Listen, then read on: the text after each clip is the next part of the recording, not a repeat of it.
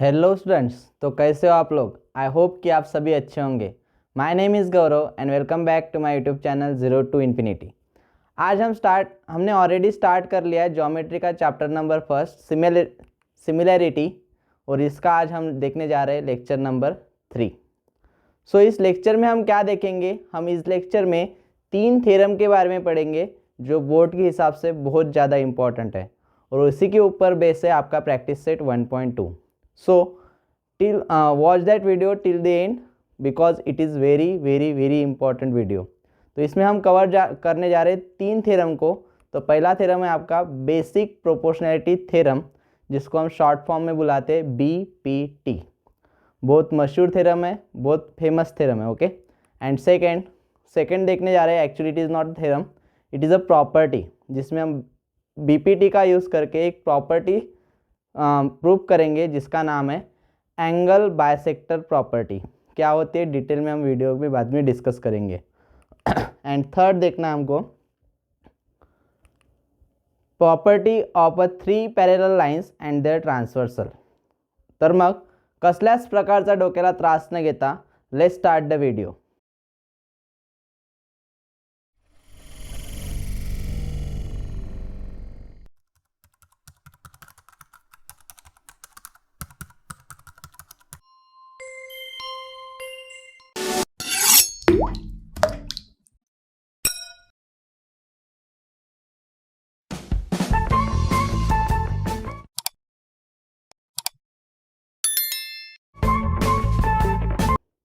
बढ़ते हैं अपने पहले थ्योरम की तरफ, जिसका नाम है बेसिक प्रोपोर्शनैलिटी थ्योरम, जिसको हम शॉर्ट में बुलाते हैं BPT।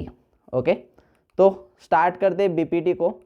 Basic proportionality theorem short में बोलते हैं BPT, और उसका एक नया नाम है जो किसी को पता नहीं, आपके बुक में भी दिया नहीं है, that is known as Thales theorem. अब ये थेल्स थ्योरम क्या है? तो Thales it is a mathematician who discovered that theorem. अगर इस मैथमेटिशियन के बारे में आपको और ज़्यादा इंफॉर्मेशन होना है तो मैंने डिस्क्रिप्शन बॉक्स में एक लिंक दिए, उसमें जाके आप उसके बारे में सब कुछ पढ़ सकते हो।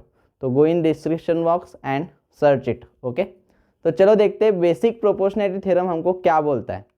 तो थ्योरम बोलता है, देखो, if a line parallel to the side of a triangle, मैंने अगर एक ट्रायंगल लिया और उसको एक साइड पैरेलल निकाली तो क्या होता है बोलते, द रिमेनिंग साइड, किधर पैरेलल कहाँ से निकाली एक लाइन, दो रिमेनिंग साइड से जाने वाले साइड, मतलब आपको पता है एक ट्रायंगल को 3 साइड रहते हैं, तो एक साइड को छोड़ के बाकी बचे हुए 2 साइड से अगर मैंने एक लाइन निकाली तो तीसरे साइड को ऑटोमेटिक पैरेलल हो जाएंगे। तो ध्यान से देखो मैं क्या बोलता हूँ। तो ऐसे एक ट्रायंगल लिया मैंने, यहाँ पे दिख रहा है, जिसका नाम है ABC। अब ध्यान से देखो, जो आपका बेस है BC वाला, उसको एक पैरेलल लाइन निकालता हूँ मैं, जस्ट लाइक दैट। दिख रही है आपको, ये लाइन BC को पैरेलल दिख रही है, और ये लाइन को मैंने नाम दिया M। तो ध्यान से देखो, जो M लाइन है वो बचे हुए 2 बाजू जो है ट्रायंगल के, that is AB and AC, इन दोनों को इंटरसेक्ट करके जा रही है। तो आपको समझ में आए, अगर एक ट्रायंगल लिया तो ट्रायंगल के एक साइड को एक लाइन अगर मैं पैरेलल निकालता हूँ तो पैरेलल लाइन बचे हुए 2 साइड से इंटरसेक्ट करके जाती है। और इंटरसेक्ट करने के बाद क्या होता है, ध्यान से देखो, उस पॉइंट को मैंने D नाम दिया और इधर के पॉइंट को मैंने E नाम दिया, जहाँ पे इंटरसेक्ट हुआ उसको। तो थ्योरम क्या बोलता है, then the line divides the side in the same proportion, मतलब जो लाइन मैंने निकाले उसकी वजह से वो 2 साइड डिवाइड हुए। कैसे देखो, एक पहला पार्ट AD है, दूसरा पार्ट DE है। उसके बाद इधर का पहला पार्ट कौन सा है, AE, और दूसरा पार्ट कौन सा है, EC। दिख रहा है? तो इस थ्योरम को लिखा कैसे जाता है, तो बोलो, देखो, इन ट्रायंगल ABC, पूरा ट्रायंगल है, जिसमें क्या दिखा है आपको, line M parallel to side BC, आपकी लाइन M BC को पैरेलल है, दिख रही है। तो अगर ऐसा कंडीशन होता है तो हम वहाँ पे BPT लगा सकते हैं। तो BPT क्या बोलता है, जो दो पोर्शन हुए हैं साइड के, that is AD upon DB, दिख रहा है, इज इक्वल्स टू क्या आएगा, AE अपॉन EC। ये आपका बेसिक प्रोपोर्शनैलिटी थ्योरम का स्टेटमेंट। इतना क्लियर है सबको? तो अब मैंने अगर ये बोल दिया तो हुआ नहीं, इसको हमको प्रूव करना पड़ेगा। तो चलो प्रूव करते स्टेटमेंट को। AD upon DB AE upon EC कैसे आता है, तो लेट्स स्टार्ट। तो मैंने बाजू में डायग्राम लेके गया, दिख रहा है मेरे सर के ऊपर। सिर्फ ये इतना याद रखना, जो कुछ भी बोलूँगा तब डायग्राम की तरफ आपका ध्यान रहने को होना। तो सबसे पहले हम थ्योरम प्रूव करते समय हमारे पास जो गिवन है वो सब लिखते। तो गिवन क्या है, इन ट्रायंगल ए बी सी, पूरा ट्रायंगल दिख रहा है आपको मेरे सर के ऊपर, ए बी सी, उसमें क्या दिख रहा है आपको, line M is parallel to side B C, line M जो है वो बी सी को पैरेलल है। क्लियर। उसके बाद क्या है जो आपका लाइन यम है वो इंटरसेक्ट हो रहा है ए बी एंड ए सी को, ए बी एंड ए सी को इंटरसेक्ट हो रहा है, लेकिन कौन से पॉइंट में, that is in point D and point E respectively. वही सेंटेंस मैंने लिखा है, line M intersect A B and A C at point D and point E respectively. Is that clear. Then afterward क्या लिखते हैं हम, to prove, हमको prove क्या करना है, जो लाइन डिवाइड हुए उसका रेशो लेना है। तो रेशो क्या आएगा, A D upon D B is equals to A E upon E C. Clear. ये हमको प्रूव करके दिखाना है कि ये कैसे लगता है। तो कंस्ट्रक्शन करना पड़ेगा हमको, छोटा सा कंस्ट्रक्शन करेंगे हम। क्यों करेंगे, क्योंकि इधर जो आपको डायग्राम दिए उसमें से तो मुझे कुछ मिल नहीं रहा है, तो हम थोड़ा सा कंस्ट्रक्ट करके हमारे प्रूफ की तरफ बढ़ते हैं। और मैं जब भी आप कोई थ्योरम सॉल्व करोगे तो एक बात मेरी हमेशा याद रखना कि कंस्ट्रक्शन के लिए 2-3 लाइन्स हमेशा छोड़ते जाना, मतलब आप जैसे जैसे कंस्ट्रक्शन करोगे वैसे ही प्रूव करते जाना। ओके। तो मैं कंस्ट्रक्शन करता हूँ यहाँ पे, joint point E and B, मुझे क्या करना है, पॉइंट ई एंड बी को ज्वाइन करना है। तो देखो मैंने यहाँ पे पॉइंट ई एंड बी को ज्वाइन किया, उसके वजह से क्या हुआ, उसके वजह से आपके पास 2 ट्रायंगल फॉर्म हुए, एक ऊपर वाला ए डी ई और जो लाइन मैंने ड्रॉ किए उसका एक डी ई बी, ये दूसरा ट्रायंगल फॉर्म हुआ। तो प्रूफ में क्या लिखूंगा मैं, जो नए ट्रायंगल फॉर्म हुए उसके बारे में डिस्कस करूंगा। ध्यान से देखो, in triangle A D E and triangle D E B, चलो एक एक को पकड़ के लेते। हमने देखा पहला ट्रायंगल ए डी ई दिख रहा है, मैंने शेडेड किया। अब ध्यान से देखो, मैंने पहले लेक्चर में आपको हाइट एंड बेस की जो होता है, हाइट एंड बेस कैसे निकाला जाता है इसके बारे में डिटेल में डिस्कस किया था। वही नॉलेज हमको यहाँ पे अप्लाई करना है। अब ध्यान से देखो, ए डी ई में अगर मैंने ए डी को बेस माना, दिख रहा है, तो ए डी का बेस है तो उसका अपोजिट वर्टेक्स ई आता है, दिख रहा है आपको, ई वर्टेक्स अपोजिट है। और ई से अगर मैं परपेंडिकुलर निकालता हूँ तो ई एम मेरा हाइट बनेगा एंड ए डी मेरा बेस बनेगा फॉर ट्रायंगल ए डी ई। उसके बाद में डी ई बी को कंपेयर करता हूँ। देखो डी ई बी, नीचे वाला ट्रायंगल दिख रहा है आपको, डी ई बी में क्या दिख रहा है आपको, अगर मैं देखता हूँ तो डी ई बी जो ट्रायंगल है वो ऑब्ट्यूज एंगल ट्रायंगल है, और इसको भी हाइट एंड बेस कैसे निकालना है मैंने पहले लेक्चर में आपको एक्सप्लेन किया था, आउटर साइड से हाइट निकलेगी। तो देखो डी बी को अगर मैंने बेस माना तो उसका अपोजिट वर्टेक्स कौन सा बनेगा, ई, और ई से अगर मैं परपेंडिकुलर निकलता हूँ तो मेरा परपेंडिकुलर ऐसे ही निकलेगा।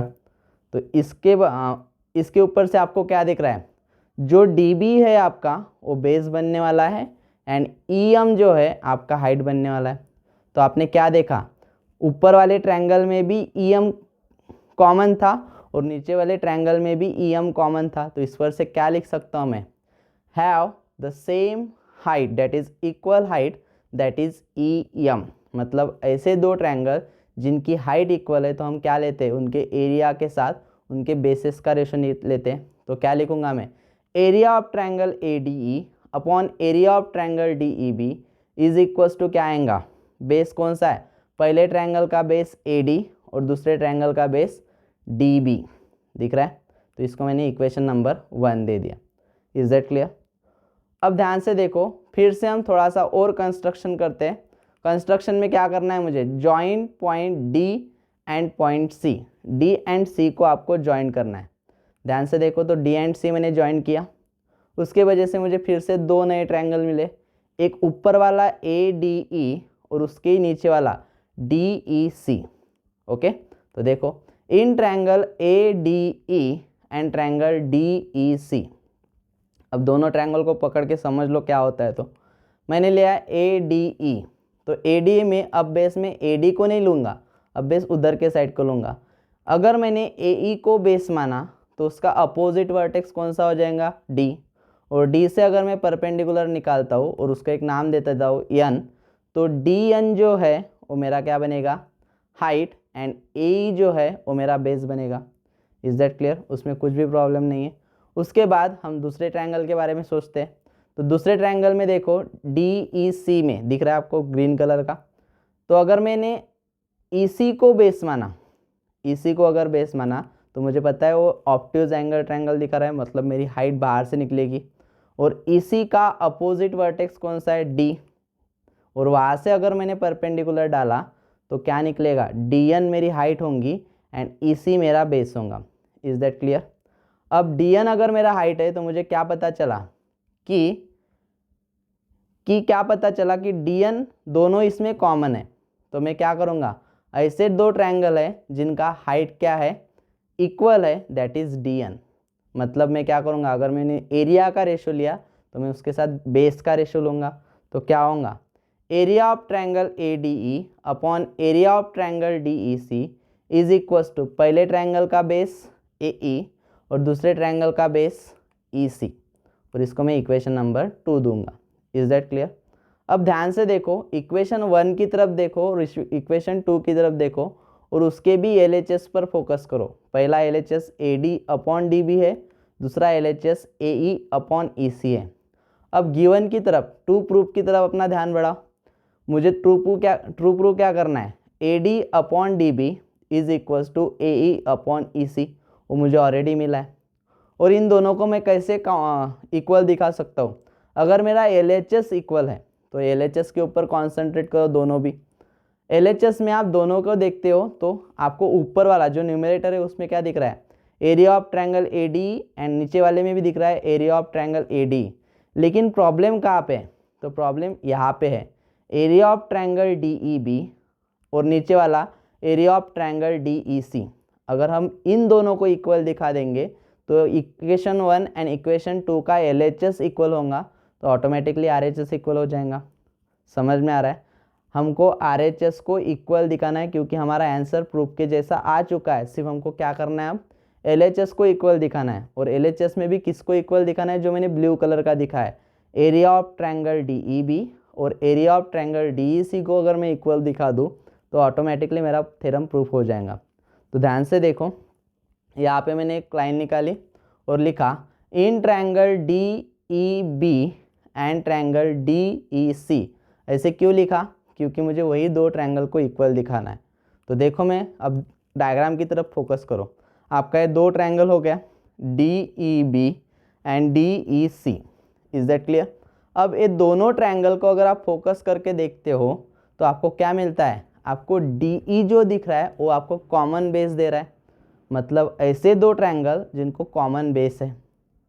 अब ध्यान से देखना, बेस तो कॉमन हो गया, लेकिन इक्वल दिखाने के लिए हमको हाइट भी कॉमन दिखानी होंगी। तो इसके बाद में क्या करूँगा, हाइट निकाल के देखूंगा। तो मैंने एक ट्रायंगल को कंसिडर किया, दैट इज DEC। अब DEC में अगर DE को मैंने बेस माना तो उसका अपोजिट वर्टेक्स कौन सा आएगा रे, B, बराबर है, दिख रहा है आपको, व्हाइट कलर से दिखाया मैंने। और अगर मैं B से क्या बोलते हैं उसको, हाइट निकालने की कोशिश करूँगा तो मुझे पता है तो हाइट बाहर से निकलेगी। क्यों? क्योंकि ऑब्ट्यूज एंगल ट्रायंगल है, दिख रहा है आपको, D पे 90 से ज़्यादा एंगल दिख रहा होगा। Is that clear? तो मेरा हाइट बाहर से निकलेगा।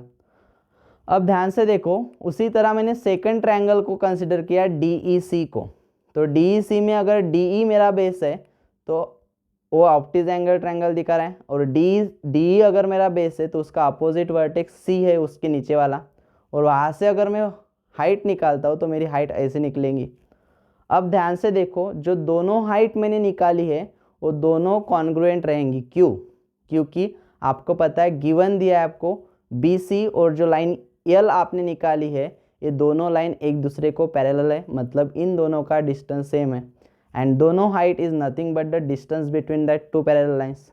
इसका मतलब क्या, ऐसे दो ट्रायंगल जिनमें बेस भी कॉमन है एंड हाइट भी इक्वल है, तो मैं यहाँ पे क्या लिखूँगा, have the equal basis and height. मतलब क्या, अगर ऐसे दो ट्रायंगल जिनका बेस एंड हाइट इक्वल है, उस ट्रायंगल को हम इक्वल दिखा सकते हैं। तो क्या लिखूँगा मैं, area of triangle DEB is equals to area of triangle DEC। जो मेरा प्रॉब्लम था वो सॉल्व हो गया। इसको दे दूंगा मैं इक्वेशन नंबर 3, और डायरेक्टली ऑर्डर दे दो। From equation 1, 2 and 3 we get, क्या मिलता है, LHS इक्वल हो जाएगा, तो मैं RHS को इक्वल दिखा सकता हूँ। तो RHS में क्या आएगा, ध्यान से देखो, AD upon DB, okay, is equals to AE upon EC, और यही आपको प्रूव करना था BPT के लिए। आई होप कि आपको समझा होगा। तो अब बढ़ते दूसरे थ्योरम की तरफ। Actually it is not a theorem, it is a property which is based on the BPT theorem. अगर BPT आपको समझाए तो इस प्रॉपर्टी को आप अच्छे से समझ सकते हो। तो देखना है property of angle bisector of a triangle, मतलब क्या, एक ट्रायंगल को अगर मैंने एंगल बायसेक्टर निकाला तो क्या प्रॉपर्टी शो करता है हमको दिखना है और प्रूव भी करके दिखाना है। ओके, तो चलो बढ़ते हैं उसकी तरफ। यहाँ पे मैंने लिखा property of angle bisector of a triangle, लेकिन सबसे पहले समझ लो एंगल बायसेक्टर का मतलब क्या होता है। एंगल मीन्स कोन और बायसेक्टर मीन्स कोन के दो पार्ट होने वाले हैं वो भी equal. Bi means two, sector means भाग, मतलब दो भाग होने वाले कोन के वो भी इक्वल, उसी को बोला जाता है एंगल बायसेक्टर। तो ध्यान से देखो, यहाँ पे मैंने एक एंगल निकाला जिसका मेजरमेंट है 60 डिग्री, ओके, और उसको नाम दे दिया PQR, और उसको एक मैंने एंगल बायसेक्टर निकाला जिसको नाम दे दिया मैंने S। तो यहाँ पे दो एंगल फॉर्म हुए, पहला कौन सा हुआ PQS, उसका मेजरमेंट कितना रहेगा 30, और दूसरा एंगल फॉर्म हुआ है SQR, उसका भी मेजरमेंट कितना रहेगा 30। अब ध्यान से देखो, बिकॉज ऑफ QS एक पूरा ट्रायंगल दो सेक्शन में डिवाइड हुआ, hence QS is known as angle bisector of PQR। I hope कि आपको समझा होगा। यही एंगल बायसेक्टर को यूज करके हमको एक प्रॉपर्टी बनानी है। तो ध्यान से देखो, property of angle bisector of a triangle, तो क्या बोलता है, सबसे पहले देखो, the bisector of the angle of a triangle, मतलब एक ट्रायंगल के तीन एंगल में से किसी एक एंगल को अगर मैंने बायसेक्टर निकाला तो क्या होता है, divide the side opposite to the angle, मतलब उसके अपोजिट वाला जो एंगल है उस साइड को डिवाइड करता है। डायग्राम जब निकालूंगा तो आपको समझ में आ जाएगा, पहले समझ लो। In the ratio of remaining two side, और रिमेनिंग टू साइड के रेशियो के इक्वल रहता है।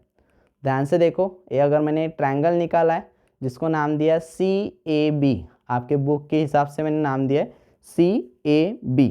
अब मैंने अगर C से एक बायसेक्टर निकाला, दिख रहा है, जो AB को जहाँ पे इंटरसेक्ट हो रहा है वहाँ पे मैंने D नाम दिया। अब जो आपका CD है वो एंगल बायसेक्टर है ACB का, मतलब क्या, इससे जो दो एंगल फॉर्म होंगे वो इक्वल होंगे। तो कैसे होंगे, देखो, ACD ये पहला एंगल होगा, समझ में आ रहा है, और दूसरा एंगल कौन सा फॉर्म होगा BCD, इसका भी मेजरमेंट क्या रहेगा इक्वल। अगर इन दोनों का मेजरमेंट इक्वल है तो अपना एंगल बायसेक्टर की प्रॉपर्टी हम इसमें लगा सकते हैं। तो कैसे लिखोगे एंगल बायसेक्टर की प्रॉपर्टी, ध्यान से देखो, इन ट्रायंगल ACB, आपको ट्रायंगल को लगाना है इसलिए मैंने लिखा इन ट्रायंगल ACB। उसके बाद क्या लिखूंगा, रे CD जो मैंने निकाला है is a angle bisector of angle ACB, angle ACB का एंगल बायसेक्टर है CD। Is that clear. अब कैसे लगेगा, देखो, उसके वजह से नीचे वाले लाइन पे फोकस करो, AB पे, AD एंड DB ऐसे दो पार्ट हुए तो इनका रेशो लेंगे AD upon DB। Is that clear. Is equals to बचे हुए दो साइड कौन से, AC और CB, इनका रेशो तो क्या आएगा AC upon CB। Is that clear. तो आपको प्रूफ क्या करना है, AD अपॉन DB और बचे हुए दो साइड AC अपॉन CB, इनका रेशो इक्वल आता है। तो ध्यान से देखना, ये प्रूव करते हैं अब इस थ्योरम से। तो अगर हमको प्रूव करना है तो यहाँ पे थ्योरम थोड़ा सा लेंथी जाएगा, थोड़ा सा कॉम्प्लिकेटेड भी रहेगा, स्टेप बाय स्टेप समझाऊंगा, अच्छे से समझो, आ जाएगा। ओके, तो यहाँ पे मैंने एक ट्रायंगल, अपना जो डायग्राम था वो कंप्लीट वैसे के वैसे ही निकाला है। ACB ट्रायंगल है और CE आपका एंगल बायसेक्टर है। तो गिवन क्या है आपको, इन ट्रायंगल ABC, ओके, क्या दिख रहा है मुझे, bisector of angle C intersect AB at point E। दिख रहा है आपको, एंगल सी का बायसेक्टर ए बी को ई पॉइंट में इंटरसेक्ट हो रहा है। Is that clear? अब टू प्रूव क्या करना होगा, देखो A E upon E B is equals to बचे हुए दो side A C upon C B, ये आपको प्रूव करना है।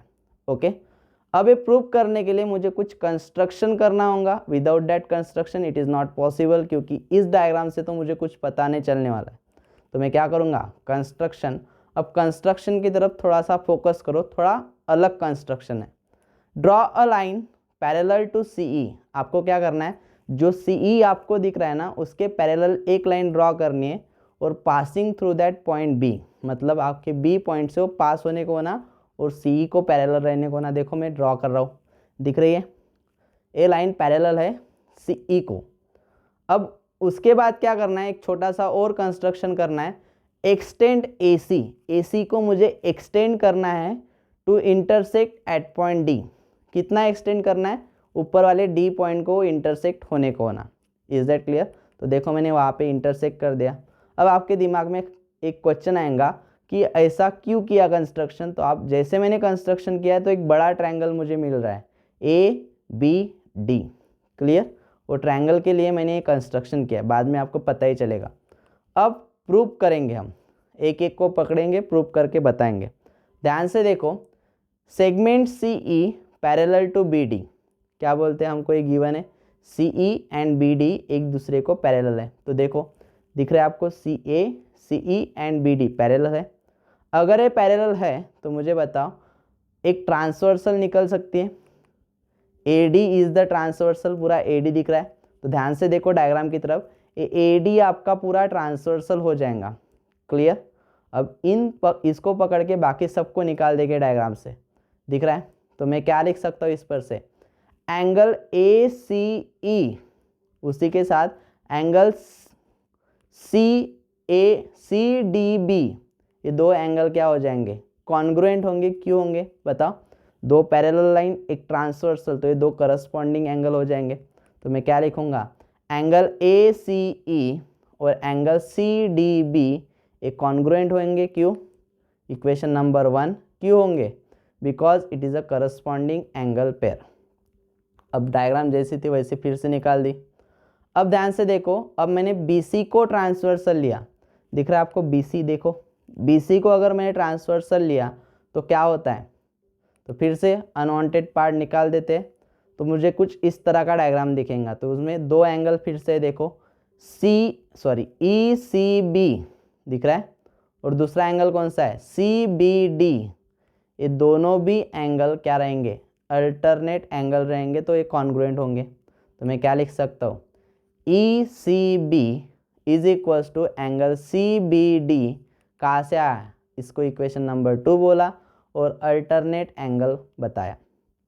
अब ध्यान से देखो तीसरा इक्वेशन कैसे बनेगा, जो आपका डायग्राम था ओरिजिनल, उसमें आपको पता है CE आपका एंगल बाइसेक्टर है, मतलब उसके बनने वाले दो एंगल सेम रहेंगे। दैट इज कौन सा, ACE एंड ECB, ये दो एंगल क्या रहेंगे, इक्वल। तो इक्वेशन नंबर 3 कहाँ से आया, it is given to you. Is that clear? तो अब जो तीन इक्वेशन आपके पास बने हैं, इक्वेशन 1, 2 एंड 3, उसके ऊपर से हमको क्या मिलता है, फ्रॉम इक्वेशन 1, 2 एंड 3 हमको दो एंगल सिमिलर दिखते जो पहले सिमिलर नहीं थे। कौन सा, angle CDB and angle CBD। तो फोकस करो डायग्राम के ऊपर, कौन सा एंगल है, देखो दिख रहा है एंगल CDB और उसके नीचे वाला CBD। ये दो एंगल क्या हो जाएंगे आपके, कॉन्ग्रुएंट एंगल हो जाएंगे। अगर ये दो एंगल कॉन्ग्रुएंट है तो आपको एक ट्रायंगल पर फोकस करो, ट्रायंगल CBD। देखो यहाँ पे आपको पूरा ट्रायंगल CBD दिख रहा है। इसके जो दो एंगल अभी हमने कॉन्ग्रुएंट दिखाए हैं, मतलब एक ऐसा ट्रायंगल जिसके दो एंगल कॉन्ग्रुएंट है तो उसके अपोजिट साइड भी कॉन्ग्रुएंट रहती है, हमने कहीं पर पढ़ा है। तो मैं पहले क्या लिख लेता हूँ, angle CDB is equals to angle CBD। अब जो दो साइड उसके अपोजिट है कौन सी है, देखो CDB के अपोजिट, CBD के अपोजिट कौन सी है, CD दिख रही है, और CDB के अपोजिट कौन सी है, CB। ध्यान से देखो, ओके। तो ये दोनों साइड कॉन्ग्रुएंट होंगी, कौन कौन सी, ऊपर वाली सी डी और नीचे वाली सी बी, क्योंकि ये अपोजिट साइड है कॉन्ग्रुएंट एंगल की। तो यहाँ पे मैंने क्या लिखा, side C B is equal to side C D, इसको मैंने दे दिया इक्वेशन नंबर 4। और क्यों आया इक्वल, इसका रीज़न भी लिख देता हूँ, side opposite two congruent angle, side opposite two congruent angle. Okay, अब ध्यान से देखो, एक बड़ा वाला ट्रायंगल भी तो फॉर्म हुआ है, कौन सा, area of triangle, sorry in triangle A B D, बड़ा वाला ट्रायंगल पूरा बड़ा वाला। ए बी डी में क्या दिख रहा है आपको, सेक C E and D B are the parallel. ध्यान से देखो, दोनों भी लाइन एक दूसरे को पैरेलल है। Is that clear? अब दोनों लाइन पैरेलल है तो मैं यहाँ पे बीपीटी लगा सकता हूँ, एक ट्रायंगल जिसमें एक साइड को एक लाइन पैरेलल है तो बीपीटी लगा सकता हूँ। तो बीपीटी लगा सकता हूँ, कैसे लगाऊंगा, ए ई अपॉन क्या आएगा उसके बाजू वाला ई बी, डायग्राम की तरफ फोकस करो, इज इक्वल्स टू ऊपर की साइड ए सी अपॉन क्या आएगा सी डी। अब ध्यान से देखो, इसको मैंने दे दिया, कहाँ से लाया है, by using BPT, basic proportionality theorem. अब इस इक्वेशन को और ट्रू प्रूफ वाले इक्वेशन को कंपेयर करो, आपको दिख रहा है ए ई बी हमको मिल गया है, इज इक्वल्स टू भी वैसे के वैसे ही है, ए सी बी है, लेकिन फर्क कहाँ पे, सिर्फ सी डी के जगह पे हमको सी बी होना दिख रहा है, और सी डी की जगह पे सी बी लाने के लिए कहीं तो भी मुझे प्रूव करना होगा C D and C B equal है, जो इक्वेशन नंबर 4 में मैंने ऑलरेडी आपको प्रूव करके दिया है। देखो C B and C D equal है। Is that clear? अगर इक्वल है तो मैं यहाँ पे पुट कर सकता हूँ, तो क्या बनेगा, A E upon E B is equals to A C upon C D की जगह पे कौन आएगा, सी बी। और कहाँ से लाया, डायरेक्टली लाया क्या, नहीं, दैट इज फ्रॉम इक्वेशन 4। और यही आपका प्रूफ है एंगल बाइसेक्टर प्रॉपर्टी का, हेंस प्रूफ। थोड़ा सा कॉम्प्लिकेटेड है, थोड़ा सा वीडियो बैक करके देखो, आपको समझ में आ जाएगा। और नहीं समझा है तो please drop a comment, I will answer you okay in the next video, और I can message you. Okay, चलो बढ़ते थर्ड थ्योरम की ओर।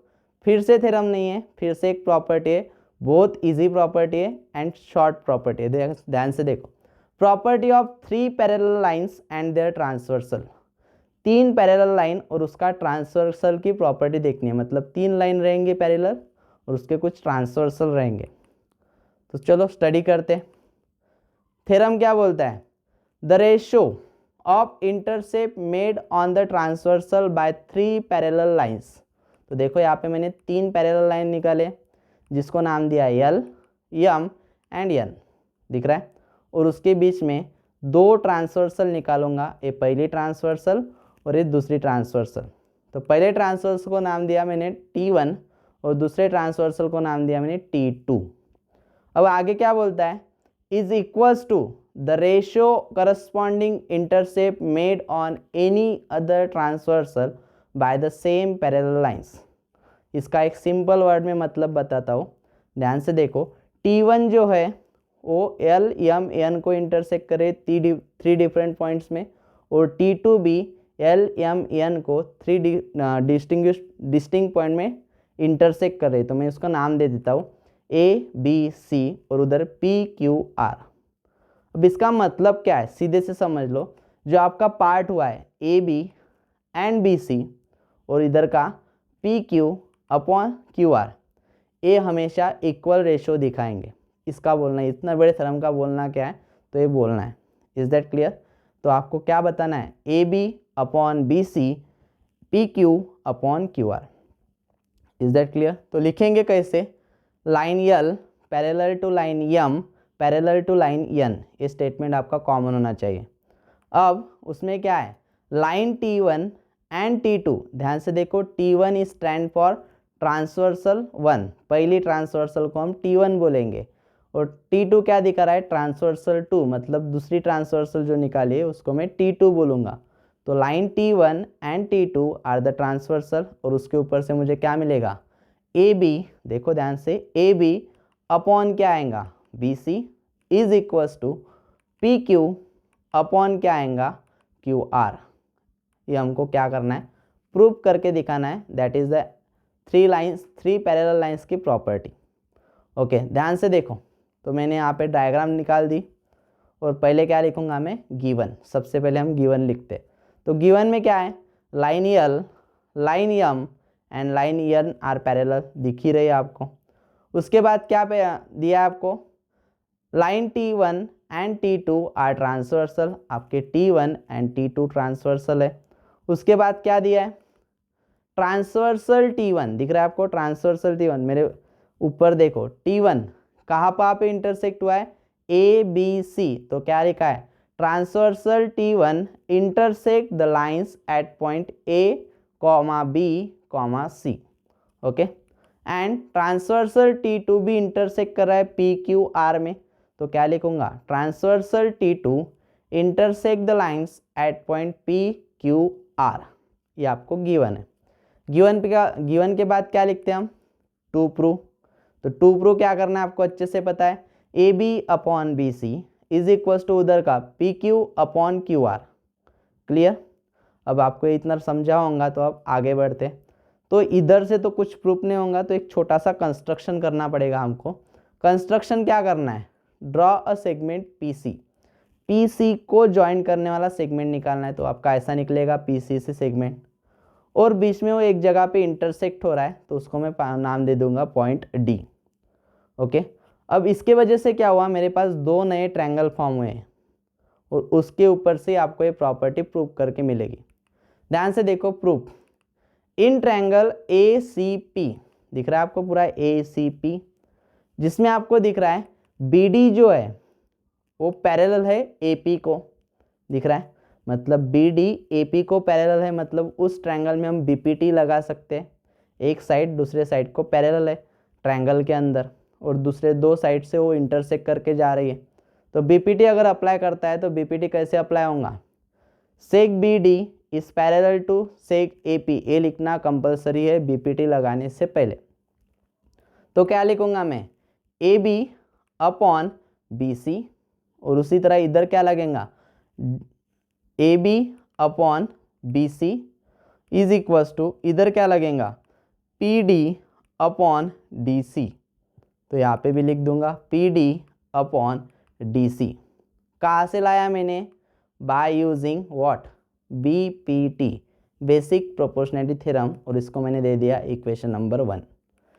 चलो देखते हैं, दूसरा ट्रायंगल भी है वहाँ पे, कौन सा, इन ट्रायंगल PCR, दिख रहा है आपको बाजू में PCR, जिसमें आपको क्या दिख रहा है, DQ जो दिख रहा है वो पैरेलल है CR को, DQ is parallel to CR। अगर पैरेलल है तो इस ट्रायंगल में भी मैं BPT लगा सकता हूँ। तो उसके पहले मुझे क्या लिखना होगा, seg DQ parallel to seg CR, ये लिखना कंपलसरी है। तो क्या लिखेंगा मैं, ध्यान से देखो, आपका PQ अपॉन QR आएगा, तो यहाँ पे लिख देता हूँ मैं PQ upon QR is equals to, दूसरा क्या आएगा, PD अपॉन DC, तो यहाँ पे लिख देता हूँ मैं PD अपॉन DC, और कहाँ से लाया, by using BPT, basic proportionality theorem, इसको दे दिया मैंने इक्वेशन नंबर 2। अब ध्यान से देखो, इक्वेशन 1 एंड इक्वेशन 2 का अगर मैं ऑब्जर्व करता हूँ तो मुझे क्या दिखता है, इसका LHS PD upon DC equation 1 का, उसी तरह इक्वेशन 2 का भी LHS आपको क्या मिल रहा है, सॉरी RHS क्या मिल रहा है, PD अपॉन DC, मतलब दो सेम है तो बचा हुआ साइड हम इक्वल दिखा सकते हैं। तो मैं यहाँ पे क्या लिखूंगा, from equation 1 and 2 we get, equation 1 and 2 से हम क्या मिलेंगे, बचे हुए साइड को हम इक्वल दिखा सकते हैं। तो इक्वेशन 1 की साइड कौन सी बची है, AB upon BC is equals to, equation 2 की कौन सी साइड बची है, PQ अपॉन QR, ओके। अब ये अगर बची है तो ये आपका प्रूफ हो जाएगा। एक बार टू प्रूफ को और अपने प्रूफ को चेक करके देखो, टू प्रूफ में क्या लिखा है, AB upon BC is equals to PQ upon QR, तो अपने इसमें भी क्या है, AB upon BC is equals to PQ upon QR। Is that clear. तो चलो एक बार इस थ्योरम को हम डायग्राम में लगा के देखते हैं। तो क्या है, AB अपॉन BC दिख रहा है is equals to PQ upon QR। तो इस तरह का आपका रहेगा 3 लाइंस के एंगल की प्रॉपर्टी का थ्योरम। ओके, आई होप कि आपको ये तीनों थ्योरम समझे होंगे। That's all for today. Will meet in the next video. Till then good day, good bye. और अगले वीडियो में हम कवर अप करेंगे प्रैक्टिस सेट 1.2 को। Okay, thank you, good day, good bye.